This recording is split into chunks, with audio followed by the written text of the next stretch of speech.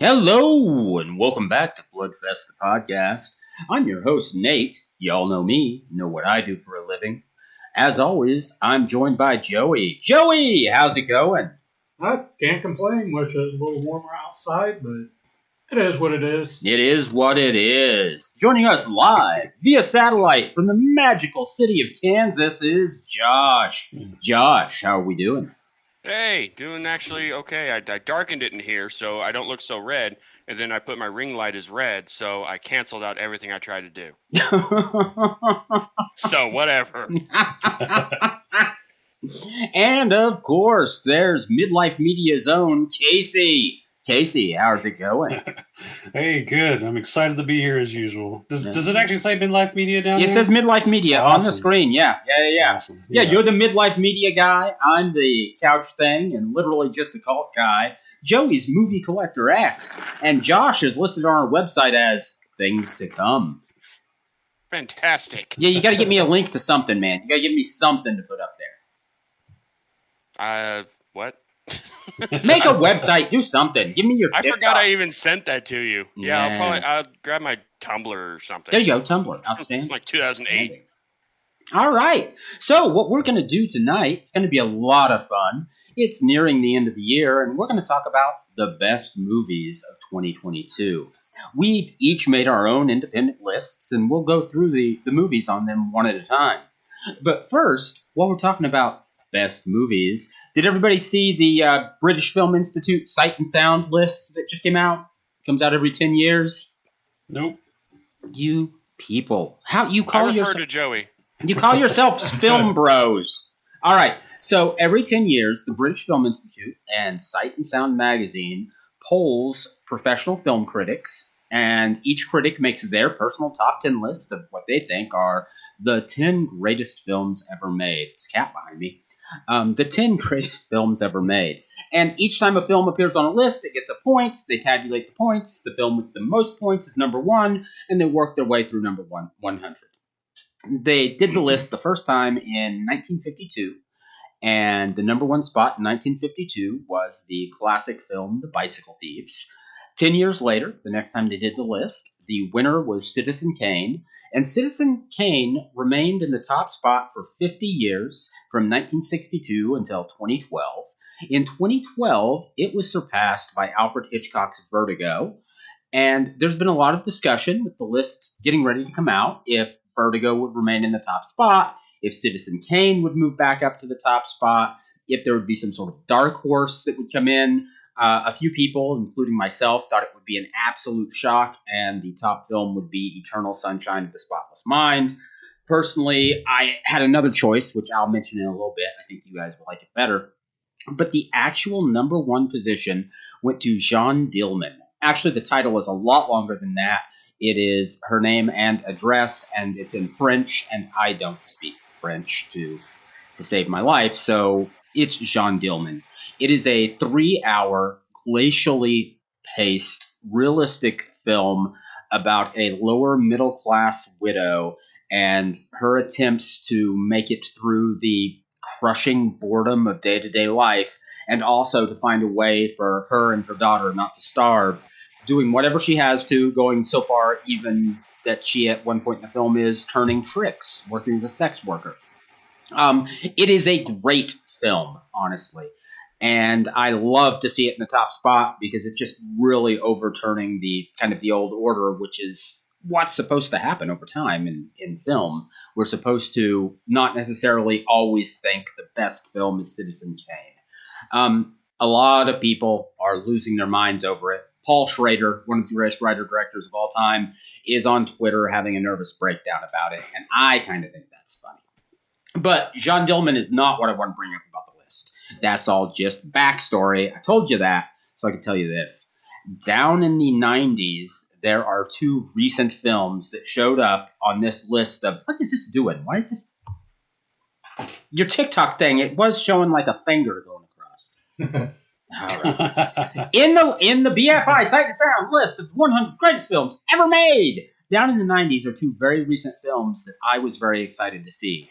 One is a horror film and the other is at least horror adjacent, and I want to see if you guys all agree that these two belong on the list. They are Jordan Peele's Get Out and Bong Joon-ho's Parasite. What do you guys think? You think those are two of the 100 greatest films ever made? Oh, absolutely. Have you seen either of those movies, Joey? Nope. Yeah. Okay, you guys have seen them. Yeah. Honestly, I didn't care for Get Out that much. What? It was okay. It wasn't a bad movie. It was a good movie. Okay. I don't know if it was like top of all time, but Parasite I would agree on. Yeah, I enjoyed that one. That one was really, really good. So Parasite is actually my choice for the number one spot. I think it is the greatest film ever made, and I think that before I'm dead, I will see it in that position on the Sight and Sound list. Josh, what do you think? Do you think those are two of the 100 greatest films ever made? I haven't seen Parasite. I bought it on Blu-ray for like $4 at Target, and I got excited about it, and it just fell down the bottom of my list. I just haven't got to it. I've heard so much about it, though. I mean, it probably will be once I see it. You need to move that up your list. I'm kind of with Case John Get Out. It was great, but I don't know about. I don't know about greatness. I don't know. It was good though. I mean, it's a good movie. It's good. I think I don't care for Jordan Peele stuff very much. I watched Nope, and it was okay. So let's hold off any talk about Nope because I'm pretty sure it shows up somewhere on tonight's list. So yeah, let's do that. All right. So you guys ready to get into the 10 best films of the year? Nope. Yes, you are. Nope. So our plan here is we're gonna go from 10 to 1, and we're gonna round robin it. So we're gonna start with Joey's pick for number 10. Does he even watch 10 movies? I don't know. That's the crazy thing. So here's my top 10 list. Number 1 on the list. No. 10. We're gonna do 10. Did you not pay attention when we played this? I did, but just do your number 10. Tell us your number 10. Well, it's 10. I don't know. You're the one who ordered them. So my number 10 is Studio 666. All right. Does anybody else put Studio 666 on the list? I have not even seen that. Oh, really? I did not. I think if we had it at 20, it probably would have been on there. But I liked it. It was a great movie. But so I'm in the same boat. If we had a 25, it would be there. Joey, why is this one of the 10 best films? It's just a fun movie, and of course, I'm into the paranormal stuff. Yeah, that's definitely. I relate to it in that sense, and anything that's kind of not only the horror genre but paranormal genre. Yeah, it just appeals to me. Okay, so I thought it was very funny. I really enjoyed seeing the members of the Foo Fighters playing outrageous versions of themselves, kind of taking the piss out of themselves. I thought that was great fun.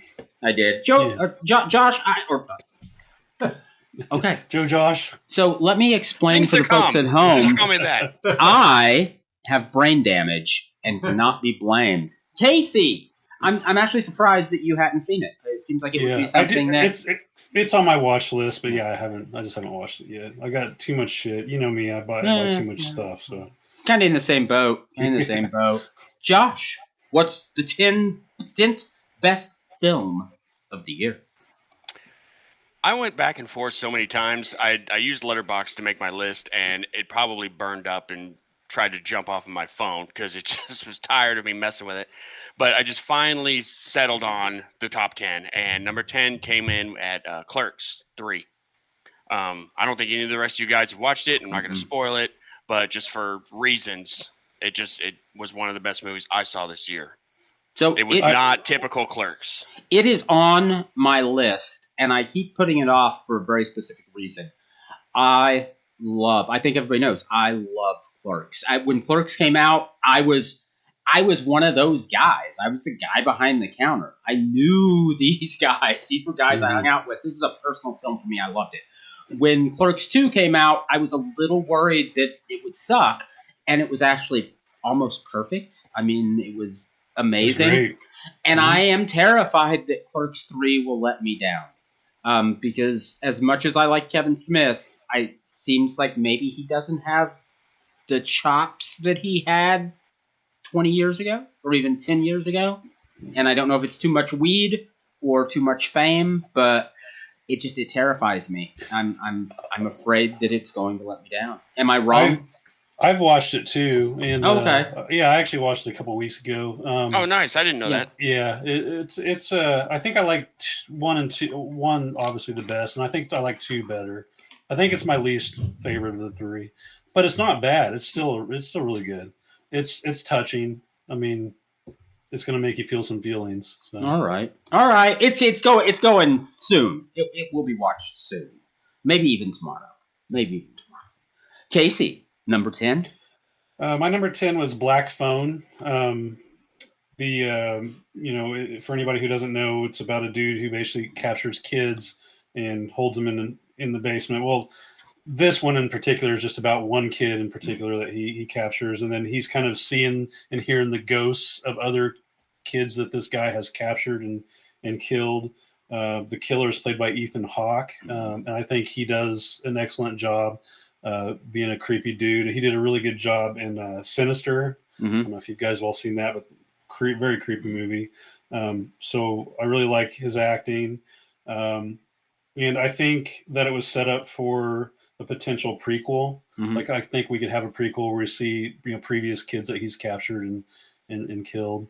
So yeah, that's why it makes my top 10. It's a really good movie. So I liked it. I liked it a lot. Did not make my top 10 because this year was a It was beast. tough. It really was. Yeah. It's really good, and it's based on a story by Joe Hill. And I have been a pretty big fan of Joe Hill's writing. He's Stephen King's son, if you don't know. Yep. And he's become quite a superstar in the world of horror fiction on his own. By the way, am I saying horror weird? No, sounds good. Okay, earlier I thought I said it weird. I don't know. Okay, so now it's my turn.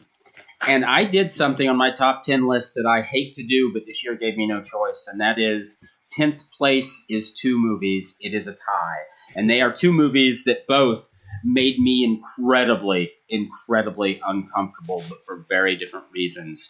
The Sadness, which is a Taiwanese zombie movie. I guess zombie's not quite fair because they're not dead. It's more like a rage virus. Yeah, like more of a 28 Days Later type thing, which is one of the goriest films I've ever seen. And sure. Trigger warning, there is a lot of people being raped and sexually assaulted by the infected in this.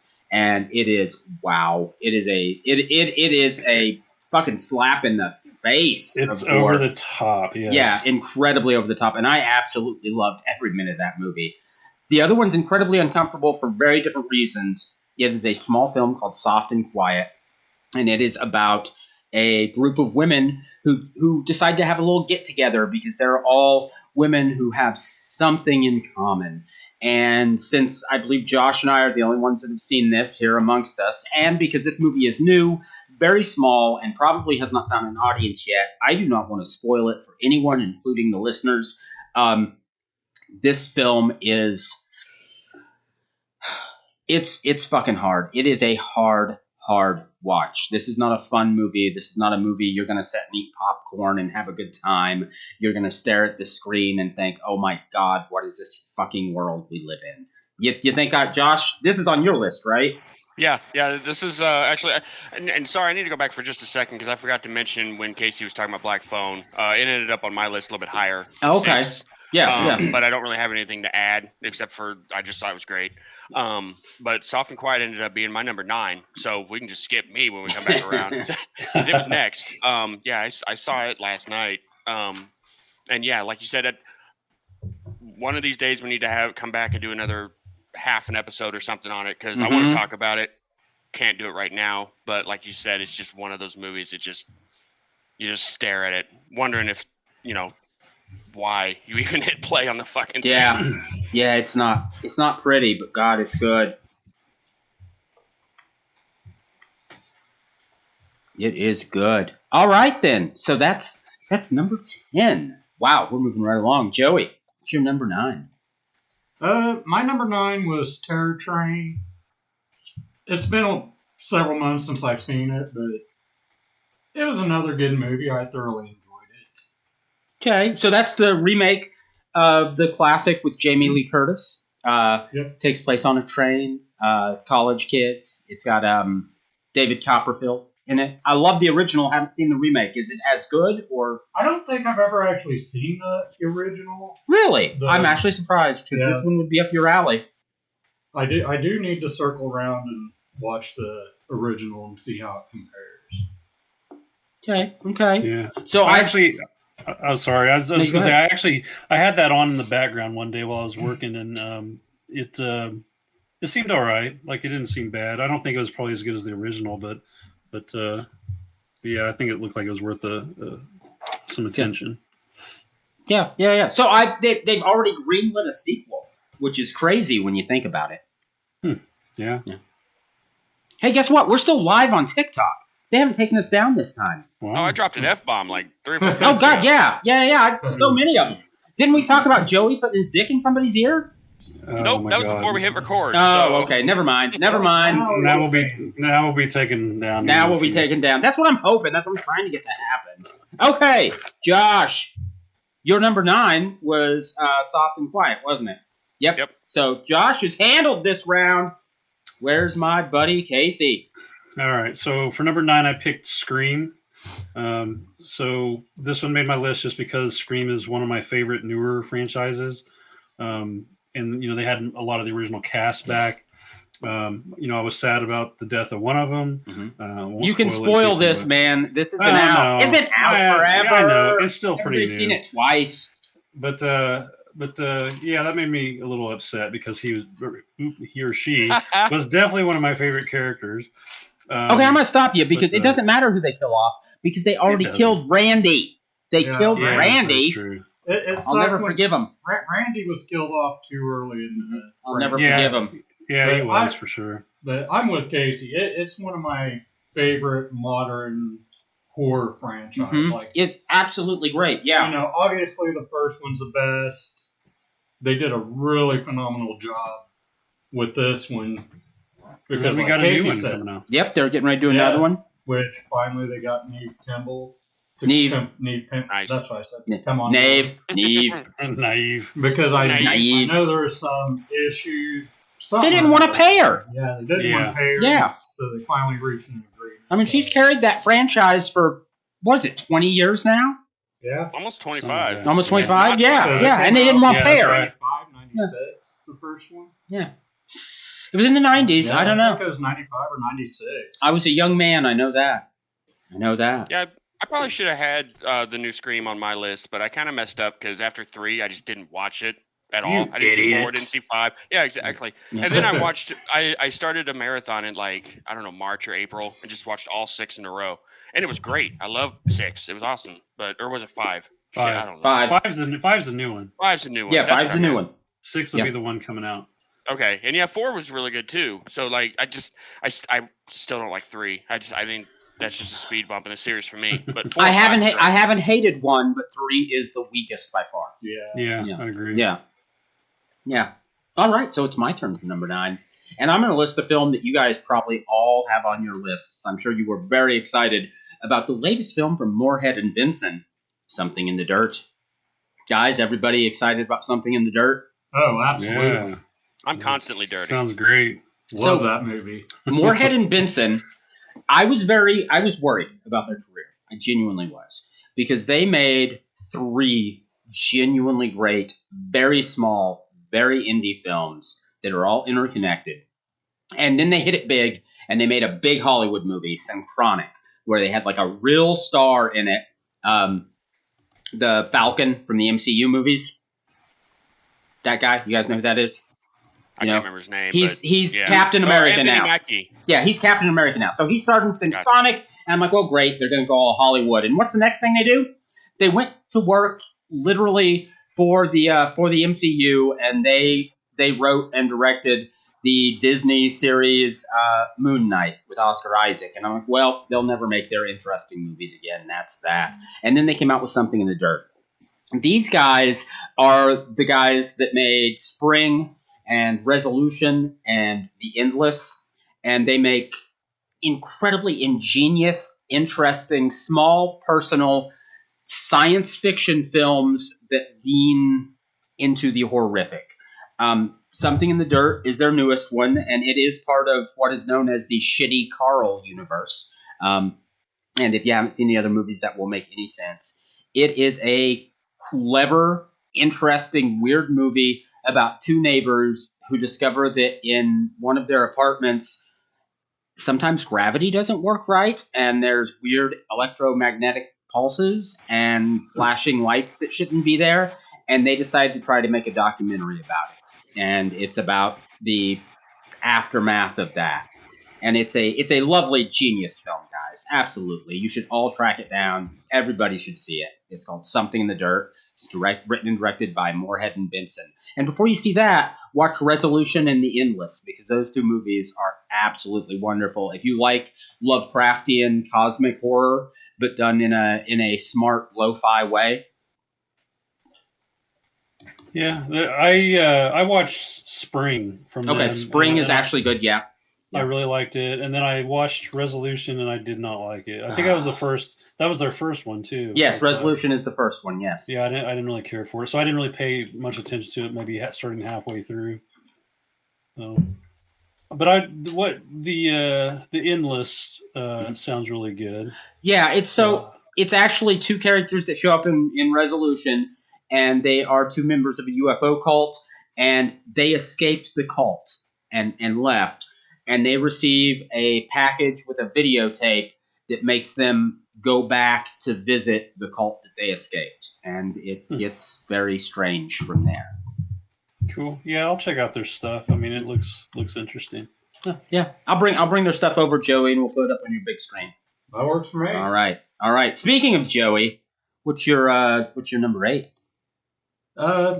Number 8, I would put A Wounded Fawn, which we just had Sarah Lind on our last podcast. We did. Talked about the movie, which really cool experience. It was really. You know what? She's awesome. She is awesome. So, how many of us, by show of hands, how many of us have A Wounded Fawn on our top 10 lists?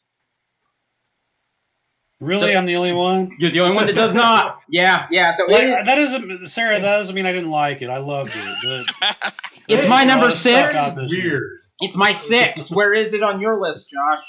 It's number 7. Yeah. And if I had seen it like a month or so ago and I had more time to process it, it probably would have jumped up more. Yeah. It just immediately hit me at 7. It is a film that makes you itch a little, makes you uncomfortable. It does a really good job of building tension around. It does. So it starts out. It is a fucking giallo, right? I mean, yeah. It is constructed like a giallo. And then once the killer starts trying to kill the main character, Sarah's character, it becomes a hallucinogenic dream fugue of a movie. It's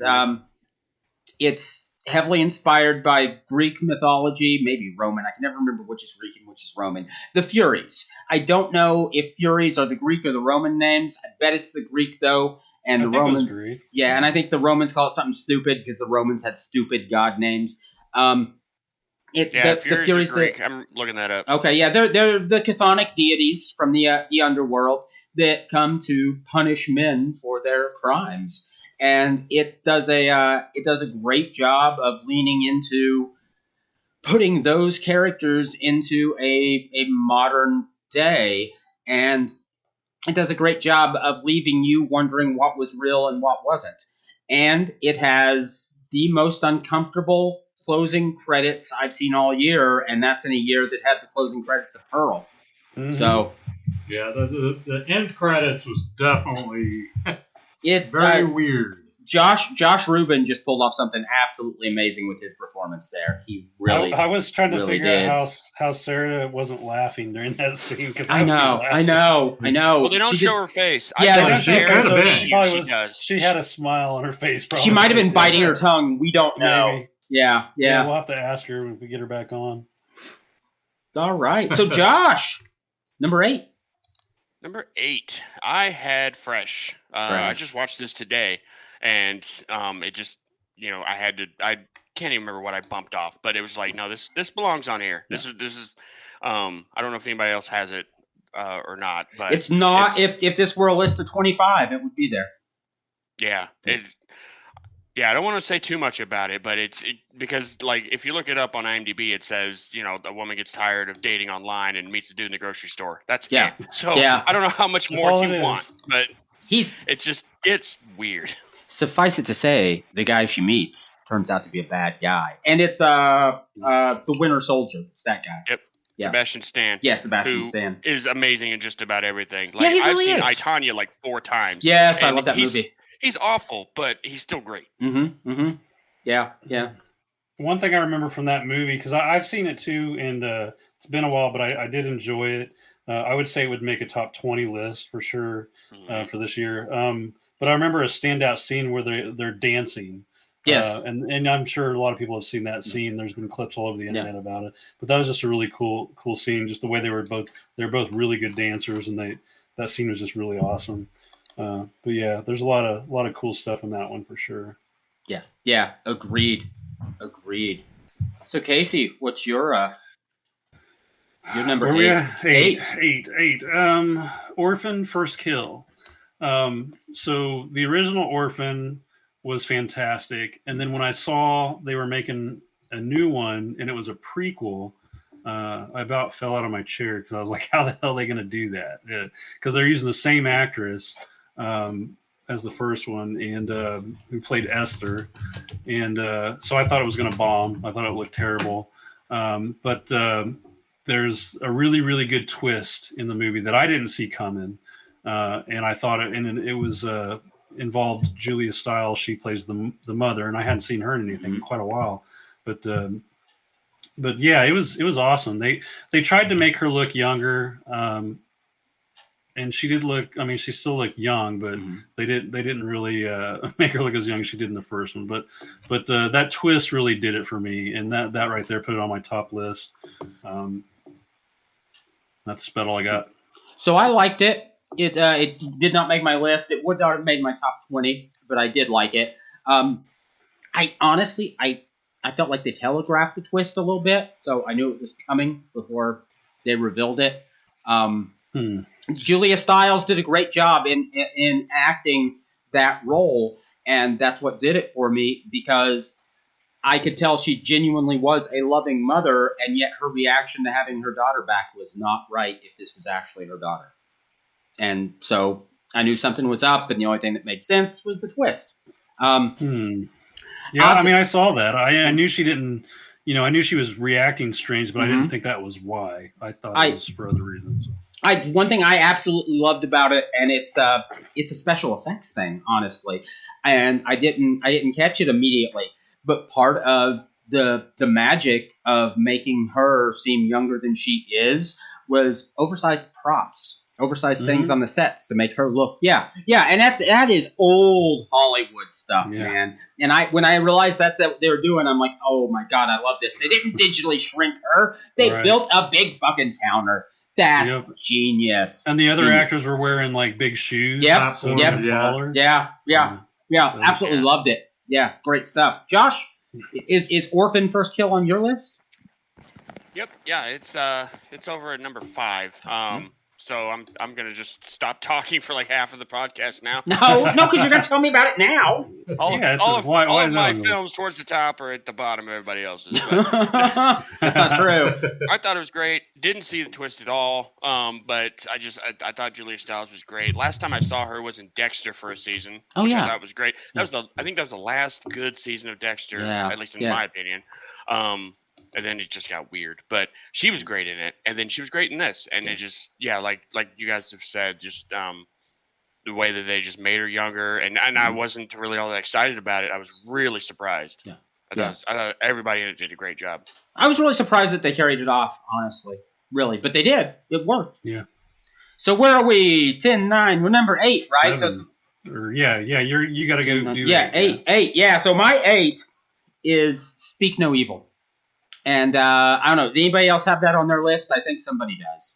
Yep, number 7. Yeah, okay, that's what I thought. Yeah. So this is, I would call the theme of this movie, just give up. Just fuck it. Yeah, just give up. Life sucks. This sucks. Yeah. You suck. It all sucks. Kill yourself. It's rough. This is a hard, ugly, cruel movie, and God, I loved that. It's got an ending that just is so bleak. So utterly bleak. Yeah, it pissed me off.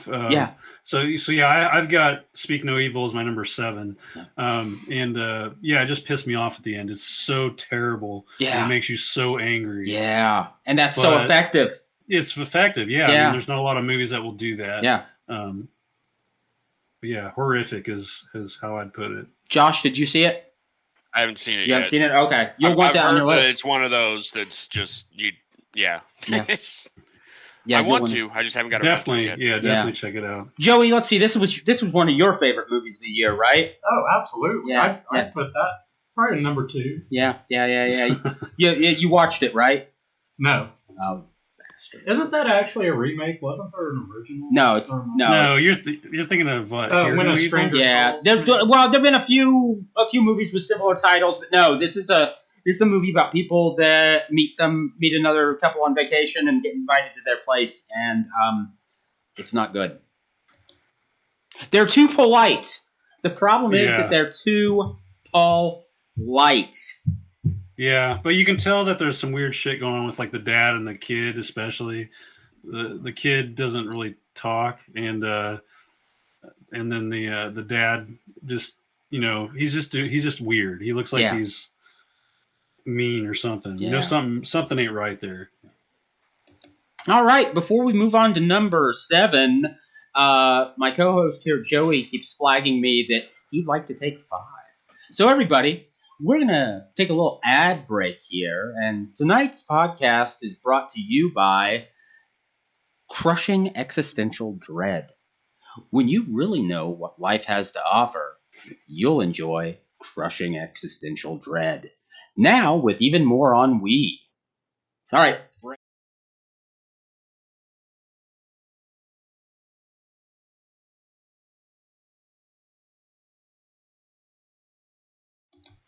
Hello and welcome back. I hope you all enjoyed your bathroom break. I know I did. So anyway, during the break, we discovered that we were taken off of TikTok. So we have a couple of times now tried to do a live behind-the-scenes kind of thing on TikTok while we're recording, and both times we've done it, we got shut down for bullying and harassment. So anyway, apparently we're bullies. Which I don't get. It's like, I'm sure it's just. I don't think we're talking about bullying movies. Yeah, I don't think so. We didn't even talk about a person in any way, other than say nice things about people who made movies. Is considered harassment. It's probably just the D in the ear joke that. Oh made. Yeah. God, I figured when you said that was gonna be the thing that pushes over. What you gonna do? Okay, so 10, 9, 8. We're ready for number 7, Joey. All right, for number 7, I put Out There Halloween Mega Take. Now, for those who don't know, this is the sequel to WNUF Halloween Special, which I love, which is just absolutely phenomenal. And this is one I just got here a few weeks ago, and I've already watched it twice. And the first one is really awesome. It's fun. I kind of like the second one a little better. Really? Just a hair better. It's incredibly well done, and they really did a great job capturing. So WNUF So WNUF does like a great time capsule of the time thing. You think this does an even better job? They did a really great job. Like, you watch the fake commercials that they did, and it's very much like the commercials we grew up with. They just did a really good. They're cheesy, they're stupid, and they just did a great job capturing. So Jim Varney out there advertising stuff, that kind of thing. No Ernest. That would be awesome. Ernest. That would be awesome. They didn't resurrect. You know what I mean? From his tomb you know what I mean, Vern? Do it. Oh, poor Ernest went to the grave. But I highly recommend it. I should have bumped it up a little higher on the list. I don't know why I put it so low down there.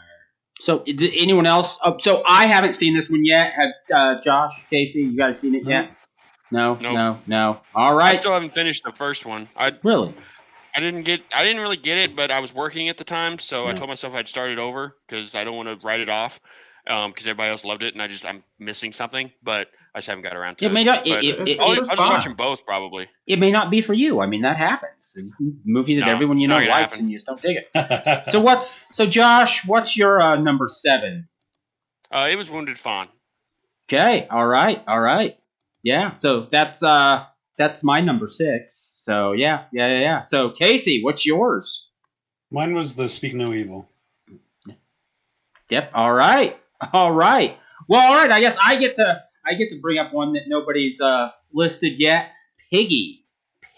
This is an Italian film about a young woman who's living in a large body and is relentlessly bullied by the other people around her, including her own family.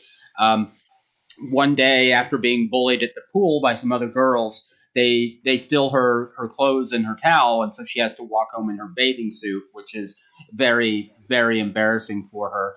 And on the way home, she sees 2 of the bullies being kidnapped by a man, and she chooses not to intervene. And the kidnapper takes an interest in her, and it's about what happens after that. Has anyone else have it on their list? Anyone else see it? I've seen it, not on my list though, but yeah, it's an excellent movie. Yeah, I watched it maybe about 2 weeks ago. Yeah. I loved it. I would say it's on my top 20. Yeah, it was very good, and it did not go where I expected it to go. So I expected it to turn into a revenge horror film. Yeah. Honestly, there's another film this year that was very good. Didn't make my list, Sissy. And I actually thought this film was going to go in the direction it goes, but I was very pleased with where it went. I thought it actually went in a smarter direction. Yeah. Yep, good shit. Yeah. All right then, Joey, we're back to you. What's your 6? 6 would be Bodies. Yeah. Which is one we all watched not too long ago, and it's just such a hilarious movie. Like the twist in it is just freaking hilarious. Yeah, that's the best part. And couldn't happen to a better person too. Right? Yeah, awesome. It's just that twist alone is what made it onto this list. It's just great. So we did an episode on Bodies, and I'd like to point out that is our most downloaded episode. And it's really not close. I'd have to look to see what the exact numbers are, but it by far is our most downloaded episode. And I'm not sure why, but apparently people like hearing us talk about it. So that's fun. It's a great one. Not on my list. Josh, on your list? It went back and forth. Ended up not being on the final draft. Like I said, I had a lot of fun with this letterbox, just testing how many times I could edit things. But it was 8, it was 7, it went up 10, and then it's still top 20. I mean, it was. I wouldn't say great, but it just had me feeling things, and most of it was laughter. Yeah, it's a lot of fun. It was a really fun movie. Yeah, it is. Casey, is it on yours? No, it's not. It would be in my top 20, but yeah, it did make my 10. Yeah. So then, Josh, your number 6 was Black Phone. Black Phone. So sorry, we have discussed Black Phone. I had to look at my notes. So then, Casey. Oh, yeah. Well, you're wondering why I just stopped? Yeah. Black Phone, and I'm not talking about this movie. God damn it. Go see it. Shut up. This was on the list. We're not going to discuss it. Casey. So my number 6 is Fall, and it's what I would describe as like a stuck horror film. Yeah. So it's not really so much horror, but it's horrific because the people are in a situation that they can't get out of that's potentially deadly. It kind of reminded me. So essentially these 2 girls, like college age girls, they climb stuff for fun, like mountains and whatnot. And something happens at the beginning that traumatizes one of them. And then the other girl, like a year later or something, comes back and convinces her to climb this radio tower that's like 2,000 feet out in the middle of nowhere. And then something happens. They end up getting stuck at the very top of it, which is horrific. I couldn't imagine. I really liked it. It made my top 10 because it was filmed really well. Like, it looks real. Like, they did a really good job making it look like they were really up there. And it's got Jeffrey Dean Morgan in it. He's not in it a ton, but I really love him as an actor. I love his character Negan in The Walking Dead. But the girls did a great job, and it's just I just loved how it looked and felt. It reminded me of the movie Frozen, not the Disney Frozen, but the one. Let it go. Let it go. The one with the 3 people stuck on a ski lift over the weekend. With the wolves down below. I love that movie, yes. That movie's so awesome. But yeah, I really love movies like that. Another one like that that's great is 247 Degrees Fahrenheit. It's about some young people trapped in a sauna. Like something gets stuck against the door from one of the other people, and then the rest of the group is like stuck in the sauna for hours and hours. It's got, what is it? Scout Taylor Compton. I always screw up her name. Taylor Scout Compton, right? Whatever. Yeah. Scout. Yeah, that girl from the Rob Zombie's Halloween. Yeah. And then it's got that dude who played Chad in the Friday the 13th reboot. Yeah. But yeah, it just reminds me of that kind of movie, and I really enjoy those. So that's why it made my top 10 list. So when it comes to fall, which I enjoyed it a lot, not on my list, but I did enjoy it a lot. But isn't it The Descent in reverse without the monsters? and honestly, because what we learn about one girl and someone who's connected to one girl, same, right? Am I right on this? It's The Descent backwards. It's the Ascent. Yes, it's the Ascent. The Ascent. Yeah. Yeah, I forgot about that twist too. Yeah. Not really a twist. I mean, I guess it is a twist. It is a little twist. But it's good. It's twisty. So let's see. 9, 8, 7, 6. This number. Is this 5? So that's my number 6. That's 6. Mm-hmm. Okay. My 6 is A Wounded Fawn, which we have discussed. So that means 5, Joey.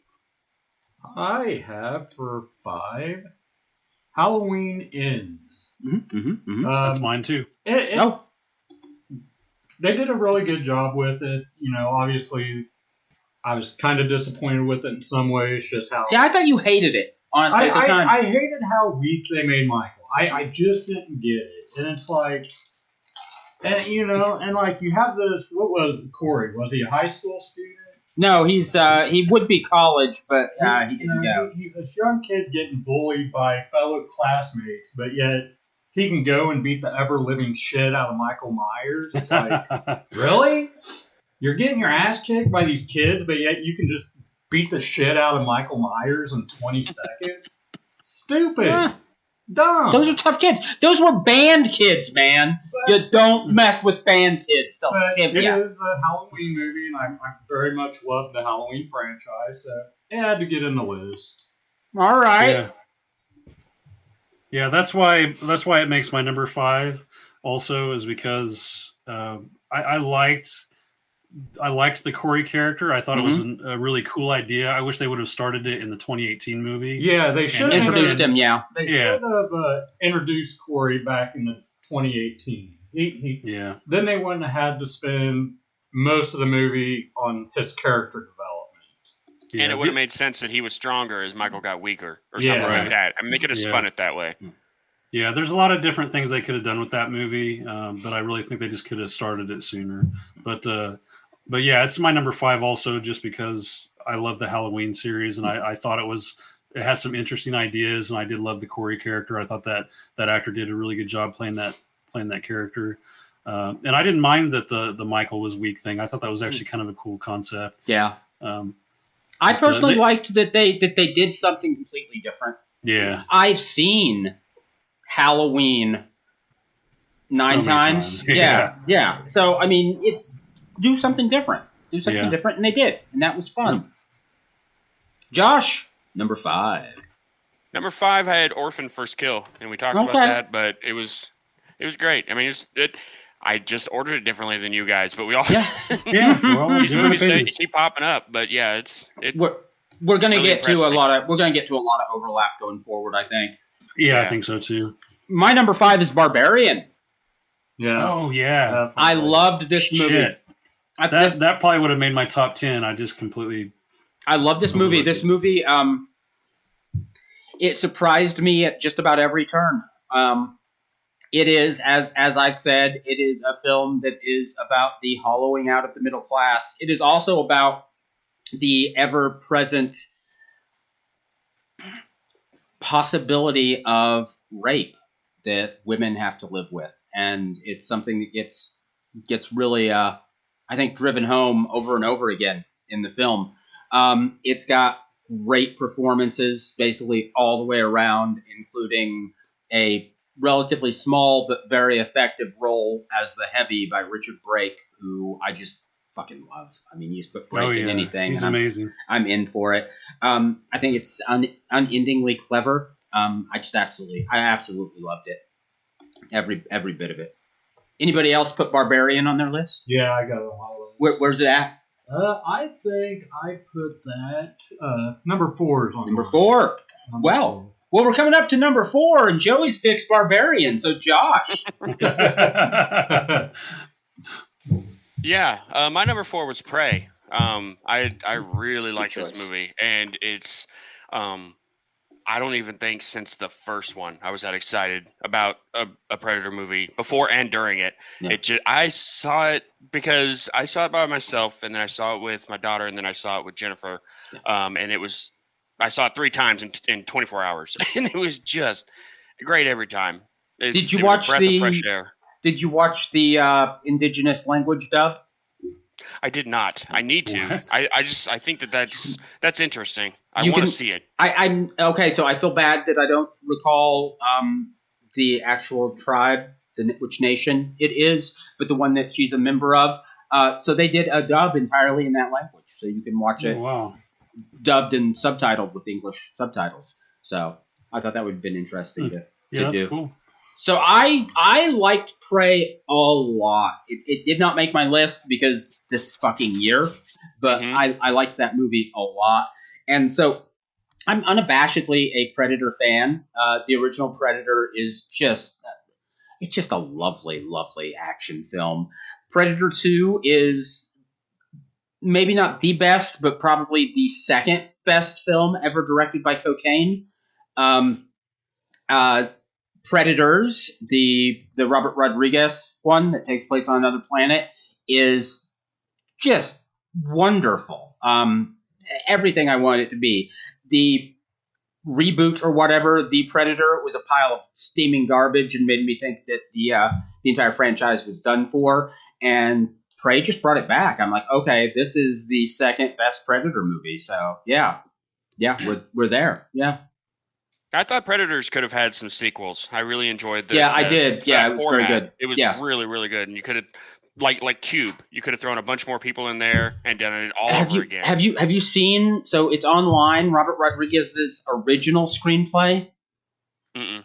So all of them on the planet basically being forced to try to survive was like the third act of his original screenplay. His original screenplay starts out on a pirate ship, and then something invisible starts attacking pirates, and then Arnold Schwarzenegger as Dutch swings in on a rope and starts killing them, and when he rips one of their masks off, you realize it's not Predators, it's American Space Marines, and this is on a different planet, and that's the opening scene. Speaking of cocaine. Yeah, exactly. Yes. Casey, did you have Prey on your list? No, I haven't seen that. I'm not a big Predator fan. I don't know why. Creature horror movies are not my favorite genre. So there's a lot of them I haven't watched or didn't pay. Maybe I watched them but didn't really pay attention to. Like I didn't even watch the first Alien movie until actually sit down and watch it until maybe last year. What? Yeah.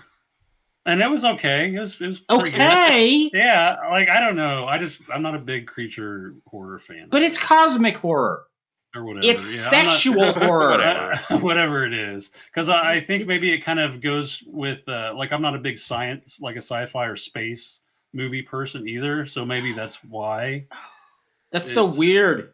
I mean, because it's Alien. What about Event Horizon? Did you like that one? I don't remember it. I think I watched it and didn't pay attention to it, so I don't know. Yeah. I mean, 'cause that is the epitome of space horror. Right? It's so bizarre that wasn't on the Sight and Sound list, quite frankly. Yeah, I've heard a lot about Event Horizon. I mean, I've heard a lot of good about all these that you guys are talking about, but it's just not something I would jump to watch before anything else, I guess. All right, then. You cretin. What's your number 4? My number 4 is Smile. Oh, yeah. Saw this one in theaters, and I put it on my top 10 because it was really creepy. Like I don't usually get scared or creeped out by watching any horror movies. Like one that does generally creep me out even to this day is The Exorcist, or any good exorcism films. But this one, it just had a big creepy factor to it. I don't know if you know what is that called? The creepypastas are. Yes, yeah. But I'm not that old. Yeah. So there's some stuff at the end that definitely, and even just the people smiling, they smile so big. Mm-hmm. It looks like some of those creepypasta stories, like that smiling dog or whatever. And yeah, there's a thing at the end that just is really kind of over the top and freaky and. But yeah, that's why it's on there because it generally creeped me out, and yeah, I really enjoyed it. So I liked Smile a lot. Did not make my list. Josh, did it make yours? It was another one of those ones that was on the list, off the list, and finally I just ended up taking it off. But it was definitely top 15 probably. I mean, Joey. That I haven't actually seen it, so it's Wow. not on my list. Yeah, I liked it a lot. Again, this year, too many movies. So, Joey, what is a movie you've seen? What's your number 4? My number 4 is Barbarian. Barbarian, yeah. Which we've talked about. Josh, what's your number 4? We must have skipped around. I think we're on 3 now, right? No, because my 4's... We haven't talked about my 4 yet. Okay. I think you skipped you, and you went skipped yourself. No, because I did Barbarian. Because my number 4 was 5. Prey. Because I went. What was your 5?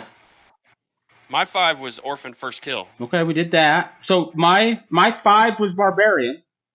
Yeah. So did I skip me? Okay, I skipped me. So Nope. My 4 is Nope, which we know is not on Casey's list because he doesn't like Jordan Peele. Nope. Josh, Joey, do you have Nope on your list? Nope, not on mine. No? Nope. No? Nope. Okay.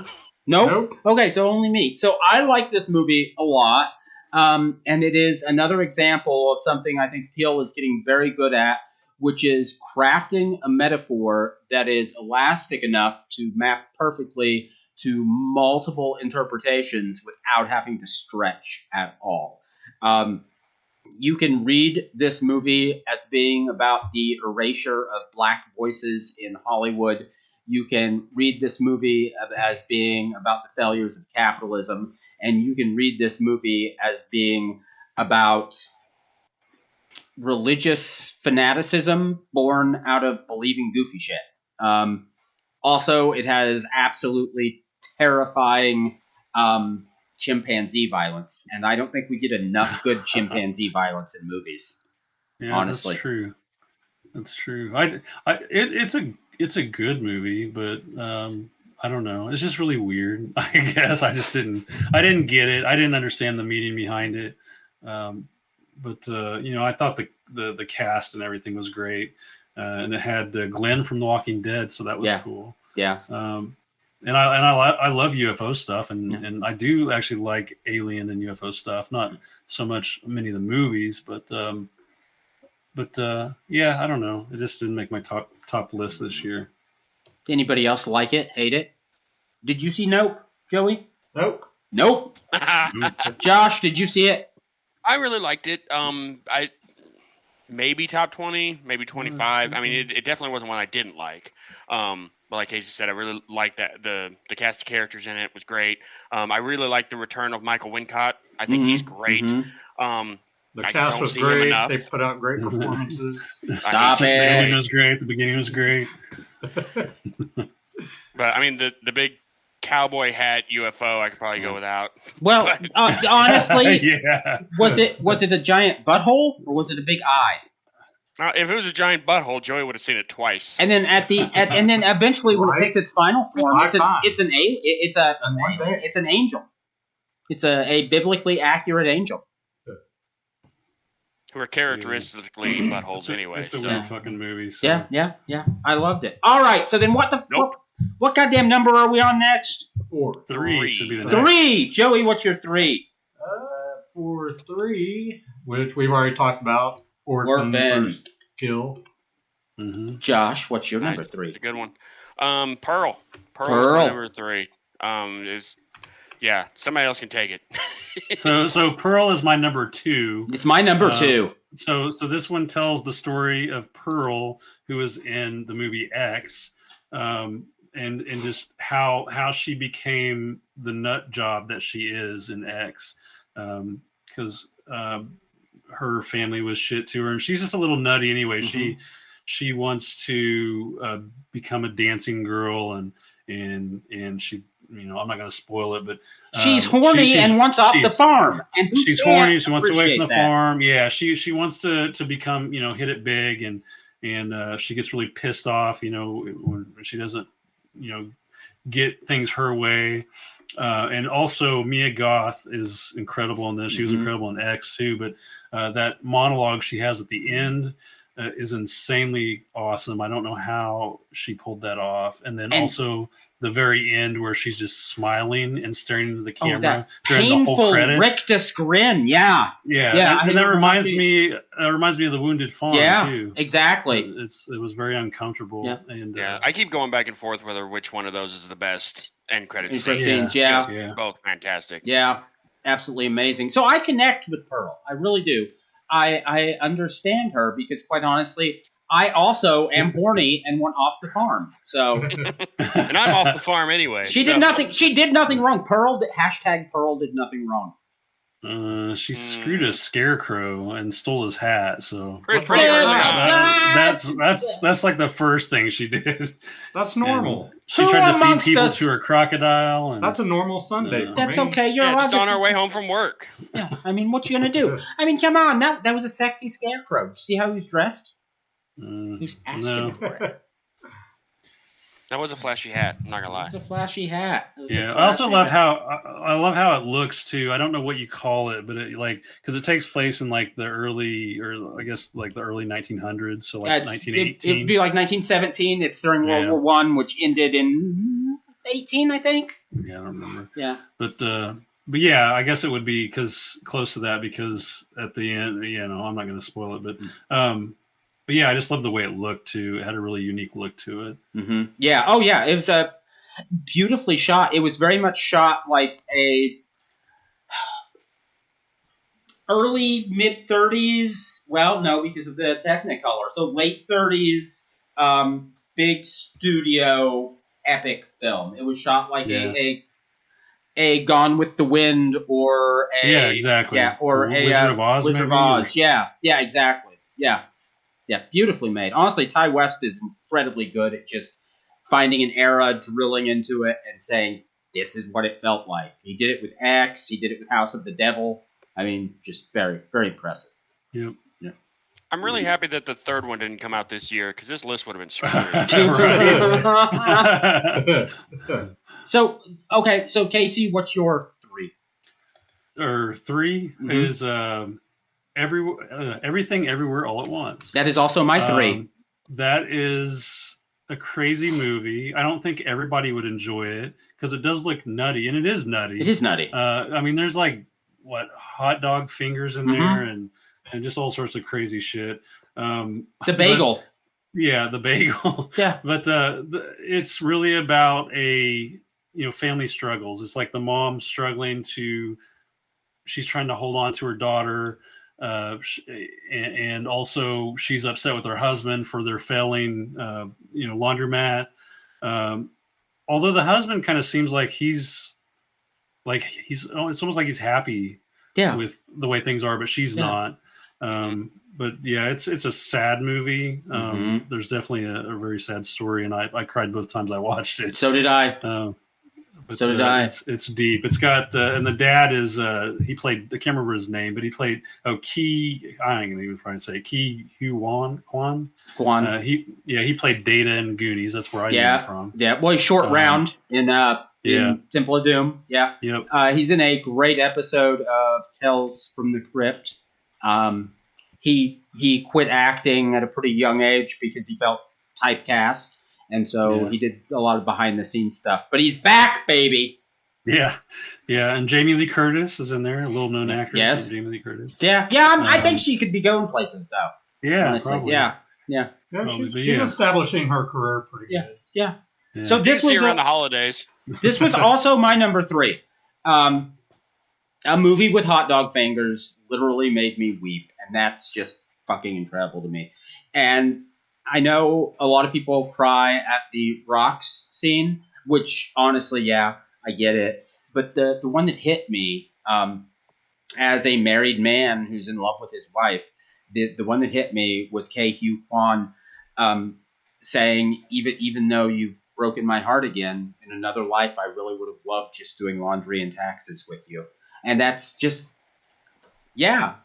And that's why he's happy, because he really does love just doing laundry and taxes with her. He's a simple man. Mm-hmm. He doesn't need much but love, pretty much. Absolutely, absolutely love that movie. So that's also my number 3. Joey, have you seen Everything Everywhere All at Once? Nope. You need to see this. This is absolutely a beautiful film. Josh loves it. Yes. Yes. It's my number 1. Yeah. Everything Everywhere All at Once is my favorite movie of 2022. Might be my favorite movie of the decade, and I made another list on Letterboxd of my favorite movies of all time, and it's on there. I just haven't listed it. It's just so great. I'm very excited for anything Daniels does. Yeah. The two of them just make. And of course, I get a lot of shit for Swiss Army Man, but it's kind of the same thing. There's so much ridiculousness, and one of the best stories underneath it. It's just so great. Yeah, it's a great movie, and yeah. So 3 out of the 4 of us say it's a great movie and put it in our top 3 movies. Is it horror? There are horrific moments. There are horrific moments. The entire world might end. This is a horror podcast, and you're putting non-horror shit on.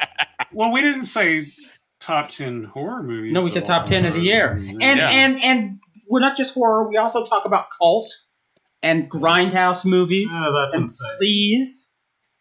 All right. What's your number 2, Joey? I think we already discussed this one. Scream.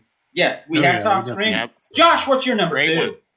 My number 2, I don't know if anybody else has this besides you, so we'll just take it from here. We're all going to the World's Fair. That was my number 2. It was, and I watched it probably 3 times this year. It's so great. It's just, I don't know. Casey could probably explain it better than me.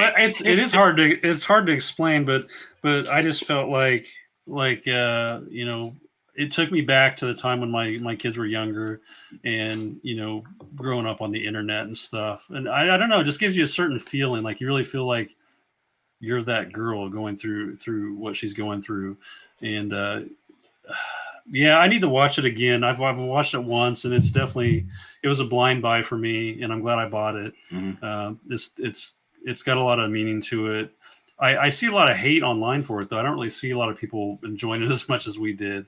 A lot of people do not like a film that you need to think about. It's as simple as that. Yeah, it doesn't. Yeah, that's true. It doesn't just come out and tell you what it's about. Yeah. It just gives you a certain feeling, and I think you had to. And that's not an attack on people. A lot of people watch movies just to relax, to unwind, just to take it easy, and they want a movie that that's why Marvel movies are so popular. They don't force you to think. It's here's this story. There's going to be some action. You'll understand all of it. And 20 minutes after it's over, you don't have to care about it anymore. That's gone. You'll probably forget the plot. And that's fine. If that's what you want. Yeah, if that's what you want, that's cool. And yes, sometimes I enjoy that stuff. But this is a movie that you have to engage with. You have to interact with. It's my number 1. Honestly, it is my favorite film of the year. And when I sat down to make this list, there was no question. It was instantly number 1. The other 9 movies needed to be figured out, because this was the best film of the year as far as I'm concerned. It is a film that gets into the alienation of youth, what it's like to feel like you don't fit. There's a good argument to be made that it is a metaphor for body dysmorphia. The writer-director of this film is a trans woman. I don't know that she has said that that's what the film's about, but it is easy to get that reading.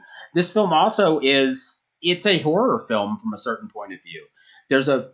There are 2 points of view from which it's a horror film. There's a point of view in which the online challenge is real and the things she's experiencing are real, and that is a horror film. There's another point of view where it's not real, and the final scene is about a man pretending that he didn't murder the girl he met online. Both of those readings are horrific. I don't think either of them are necessarily the correct reading of the film, but I like that I can think of at least 3 readings that might be correct, and I keep thinking about this movie over and over again. In fact, I just ordered, so I have the Blu-ray from Vinegar Syndrome, which I bought, pre-ordered when it came out. I was very excited about it. And I just ordered a limited edition VHS of it, and I believe Josh has a limited edition VHS of it. Different editions we have, though. Mine's a clamshell. Mine's blue. Yeah. Nice.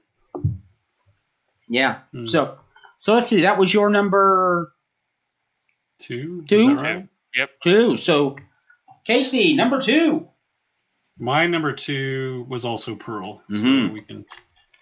All right. Well, my number 2 was Pearl. Nice. So, Joey, we're at number 1 then. What's Joey's number 1? My number 1 is X. X. Which I really enjoyed X. Mm-hmm. It just reminded me so much of like just a classic 80s slasher. Very Texas Chainsaw. It's got Yeah, a lot of Texas Chainsaw in its Texas DNA. Chainsaw Massacre feel to it. It was just really good. It just reminded me so much of those classic slashers that we all grew up loving. And again, it's Ty West. He takes that. Great job. He takes an era and he's like, here, you're in that era, and it feels It was accurate. awesome. Yeah. I loved it. Yeah. Anybody else have X up there in their top spot? Yeah, that's my number 1 as That's well. your number 1? Same kind of sentiments as Joey, that it felt very Texas Chainsaw Massacre-like, the setting. It was interesting seeing Brittany Snow again in a film like this, because last time I'd seen her, she was in those stupid singing movies, whatever they're called. Pitch Perfect. Yeah. Pitch Perfect. I mean, I will say the first Pitch Perfect was okay, but yeah, it was just weird seeing her play like a porn star in a horror movie. So that was cool. So the one young woman, Jenna Ortega, is Wednesday Addams now. Yeah, she's kind of blowing up because she's been in quite a few things after that. So, like she was in the new Scream movie, and then there was, I can't remember the name of it. There's some other movie I watched her in this year that was pretty decent, a horror film.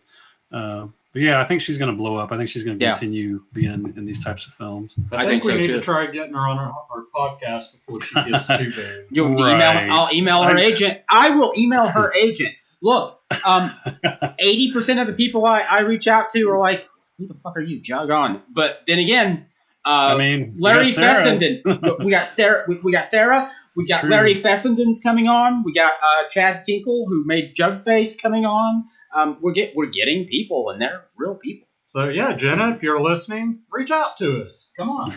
She ain't gonna be listening. I'm 100% sure that Jenna Ortega is in her mansion made out of $100 bills. She is listening. Yeah. I mean, she seems like she's into the horror scene for sure. Mm-hmm. So we could be the podcast she listens to as she's driving to the movie set. That's true. Mm-hmm. Mm-hmm. One of the 200 people. Yep. So, what was your number 1, Josh? It was Everything. It was Everything. All right. And your number 1 was also X. X. Yep. And my number 1 was, wait a minute, we're all going to the World's Fair. Yeah. So look at that. So 4 lists, 10 movies each, and let's see, how many showed up on multiple lists? We're all going to the World's Fair. Pearl, Everything Everywhere All at Once, Barbarian, Wounded Fawn, Speak No Evil, Soft and Quiet, right? And Halloween Ends. It showed up on number 1? Mm-hmm. Yeah. Scream. Yeah. Which I figured would be the case. I mean, we have like 10 movies that showed up on multiple lists. Yeah, I think the only ones off of mine that didn't show up was Smile. I think Smile and Black Phone. So let's see. I had Black Phone. Oh, you had Black Phone? Yeah. So let's see. On my list, we both had. Josh and I both had Soft and Quiet. So The Sadness was only on mine. and Something in the Dirt, Piggy, and Nope. Is that right? Those 4? Yeah, that sounds right. So I did not notice when making the list, because when I'm making a list like this, all I think about is how much did I enjoy the film, how quality it is. But when I was looking at it later, I realized 1, 2, 3, 4, 5, 6 of my movies are female-led, which says something to me about the quality of roles for women mostly in horror, which I think is pretty exciting that we're seeing more really good female-led movies. Wow, I've got 8. That's insane. Jeez. 8 that are female-led? Yeah, I didn't even think about that. Okay. So let's see. 1, 2, 3, 4 of my films are star persons of color. That's not as good as it could be, but it's not bad. 1, 2 of my films are not in English, and 1 is partially not in English, I think. Yeah. Yes, Speak No Evil's the partially one. Yeah. And then The Sadness is not in evil in English, and Piggy is not in evil. No, it's in evil. And Piggy. Oh, and I guess actually Everything Everywhere All at Once is partially not in English too. Yeah. Well, I'll never be seeing that then. And then also on my list, I even have, I guess Nope is probably the biggest major release. Everything else is pretty independent. I guess Barbarian was Buena Vista, so I guess actually that would count. So 2 of them are actually major releases. Everything else is pretty independent, right? So what about you? What about you, Casey? Was your list very Hollywood when we think about it? It was like all Disney, right? Right. Right. No, I mean, 8 of mine were female led. Mm-hmm. And then I don't really know about the rest of it, but yeah, I mean, you heard a lot about Everything Everywhere All at Once. That seemed like a really big one that was on people's radars this year. And X and Pearl got a lot of buzz too. Okay, but those were they got tons of buzz. They are independent. Small, they're small films with tiny budgets. I mean, that's relative to, they're not the budget of We're All Going to World's Fair, which was made for $1.86, but. Yeah, I'd say the biggest budget ones would probably have been, I don't know, Everything Everywhere All at Once. I'm sure it was a pretty big budget. There's a lot of weird special effects and stuff used in that. And then Halloween Ends, I'm not sure what the budget on that was, but I'm sure it was fairly big. And then Scream would probably be another pretty big budget one, just based on who was in the film. And then The Black Phone after that. But yeah, there's a lot of Fall probably. I wouldn't think it would be a big budget film. They definitely did a really good job on making it look like they're actually up there. Okay. So just out of curiosity, I went and checked. Everything Everywhere All at Once had a budget of $25 million. So on our lists, that's big, but that is not a big budget. Not big, yeah, that's true. Marvel throws $200 million at a film. Yeah, easy, yeah. Yeah. Yeah, it's interesting. So they found, it's almost like, I don't know, they're working around the COVID thing because a lot of the stuff was probably shot during COVID. Mm-hmm. So they were coming up with ways around that to do things for cheaper and maybe less time and smaller budgets, I guess, in turn. Yeah. It was a really amazing damn year for movies, for horror movies especially. This was a hard list to do. Yeah, it really was. It's always hard to make a list. Like I was saying before the pod, it's, I may make this list today, and then maybe tomorrow it's something completely different. Next month you asked me, and it would be different. And so I could still see something before the end of the year that would, because we still got 3 weeks. So yeah, I don't know. Yeah. Is there anything on the horizon? If we did this last week, we wouldn't have a Wounded Fawn on it. So, exactly. Exactly. Something could happen in the next month. I don't know if anything's happening this month, but Wounded Fawn shook up my list. So Soft and Quiet was one I had just watched the other day. Same for Something in the Dirt. Last night I watched Triangle of Sadness, which could have made the list. Maybe, I don't know. I'm still digesting it. I think Joey would like Triangle of Sadness. There's about 8 minutes of vomiting, and then there is a literal flood of shit that I think people drown in. So I think. Oh yeah, I'm definitely Joe- I watching gotta go. I got a movie to watch. Yeah, Yep. We'll be back. it's After a this short 2-hour break. it's a pretty savage satire, and Woody Harrelson is great in it. Kind of sad that he dies. But From the vomit? no, From the shitting? from the Shitting. from the hand grenades that caused the ship to sink.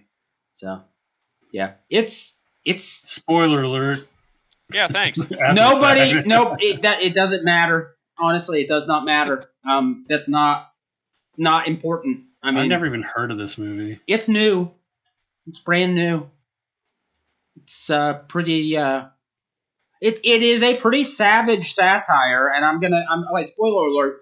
Rich people are horrible and evil, and gaining power or wealth will make you a monster. So that's not much of a spoiler, but it's about 3 hours to get At least there. you tried. Yeah, I was going 2 hours and 27 minutes. Yeah, That's yeah. pretty long. Yeah. So much shit. I mean, like, I didn't need to see it. It was too much. But there's also a lot of very, very funny stuff. There's a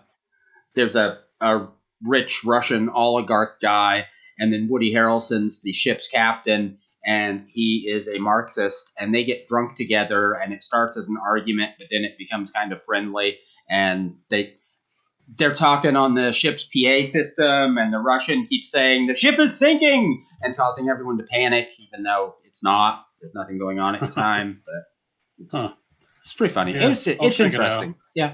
Yeah. Looks like it's on Amazon Prime. Is it? I think so. I think I paid for it, so. Well, hopefully you did.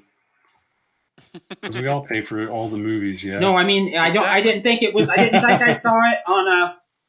Oh, yeah, some of those movies are not actually free on Amazon. Yeah, Prime. I think I had to rent it, I believe. Yeah. But, I don't know. No, yes, I pay for my movies, bro. But I just meant it wasn't. I didn't think it was like streaming for free anywhere. So Probably not. I ponied up the money. I pay for all the streaming services. You'd think I'd get to see all the movies. Exactly. Yeah. I mean, I've got Amazon Prime and Netflix and. Yeah, who needs physical media? No, fuck you. Oh no. I also buy all the physical media. But, Yep.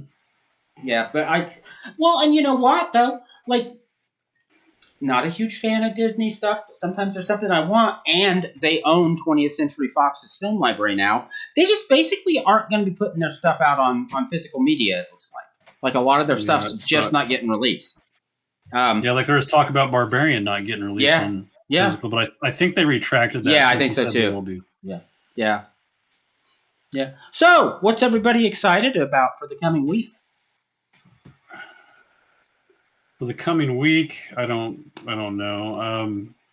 I just got a bunch of Vinegar Syndrome stuff. I got my Black Friday and my subscriber package stuff. So I got like 15 things in, and some of them are like multi-pack films. Like, there's a box set with Homegrown Horrors Volume 2 and so I've been watching some of that stuff. Like last night I watched Roadhouse 4K.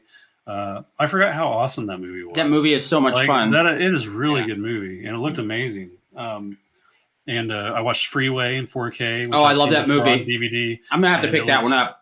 It looks way better, and it's got like 3 minutes of extra footage. Really? Maybe it was more than that. I can't remember. But it's the first time it's been unedited on physical media. So on the DVD when it first came out, the commentary with the director, he said something, and once he said it, I could never unsee it. What's her name that stars in it? Reese Witherspoon. Reese. Yeah. Her profile, same profile as Tweety Bird. Yeah, I can see that. I guess that's kind of mean though. But No, he said it in a loving way. It's an endearing thing about her. Right. But yeah, other than that, I mean, I'm just going to try and go through some of my movies. Oh, I did, I don't know if anybody listening, any of the 4 people listening, know Master Chaos TV on YouTube. Mm-hmm. He's my favorite, movie YouTuber.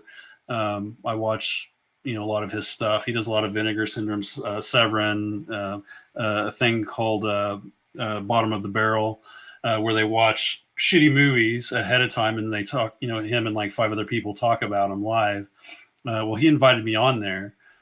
So I'm actually going to be on the 14th from 7 to 9 Central talking about some shitty movies. So yeah, I was really excited about that. That was pretty Joey, we should live stream us watching him live stream. Yeah.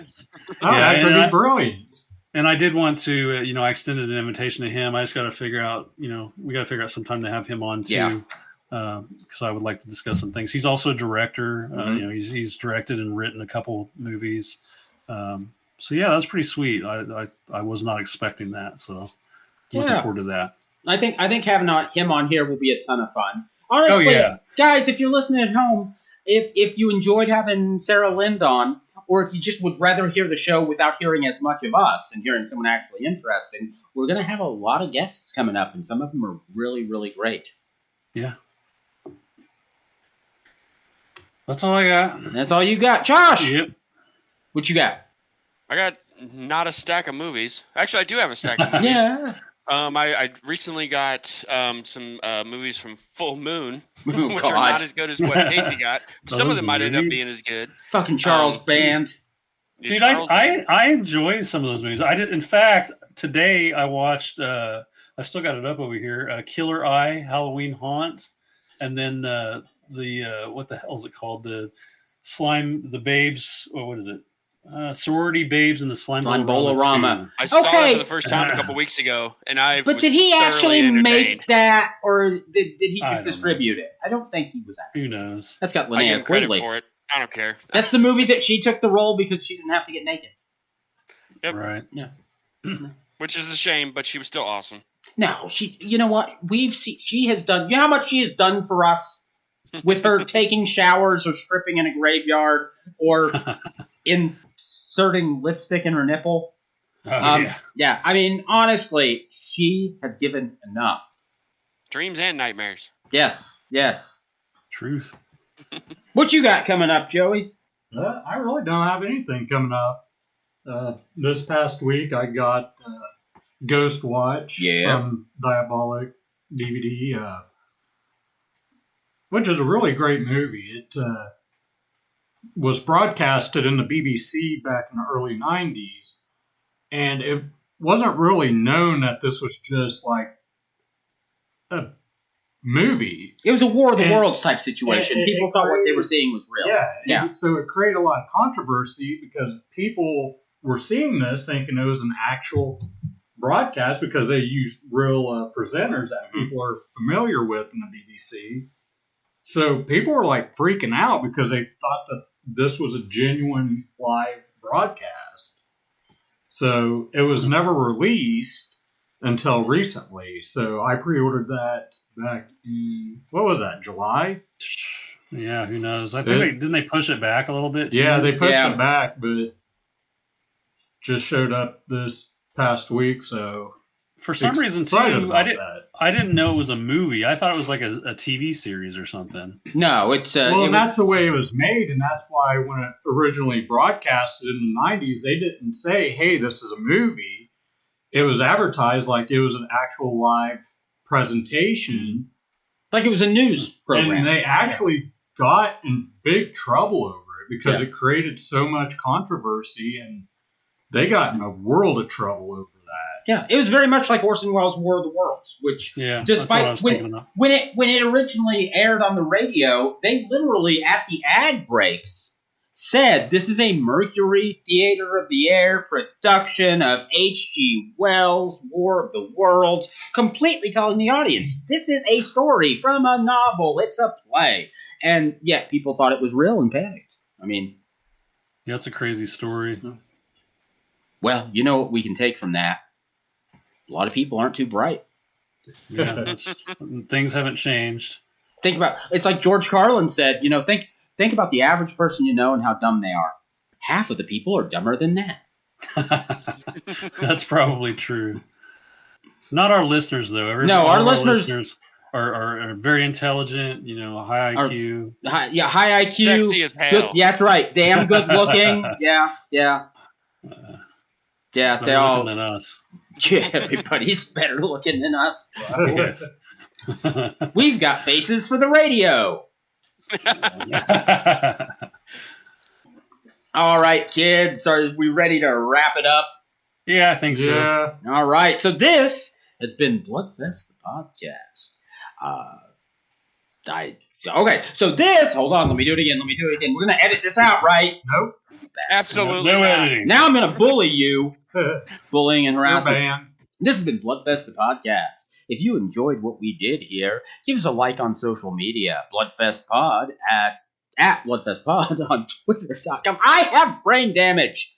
We're on the Twitter, the Facebook, the TikTok, the Instagram, the Pinterest, the Hive, and there's www.bloodfestpodcast.com. That's www.bloodfestpodcast.com. Give us a 5-star review and a rating on whichever podcast app you like. Check us out on the YouTube. Tell your friends about us. Get a tattoo of our name on the back of your neck. Whatever you'd like. You can send us an email at bloodfestpodcast@gmail.com. Tell us what you love, what you hate, what you'd like to hear, what guests you'd like us to get on. Anything else, and just whatever, catchphrase. Bye! Bye.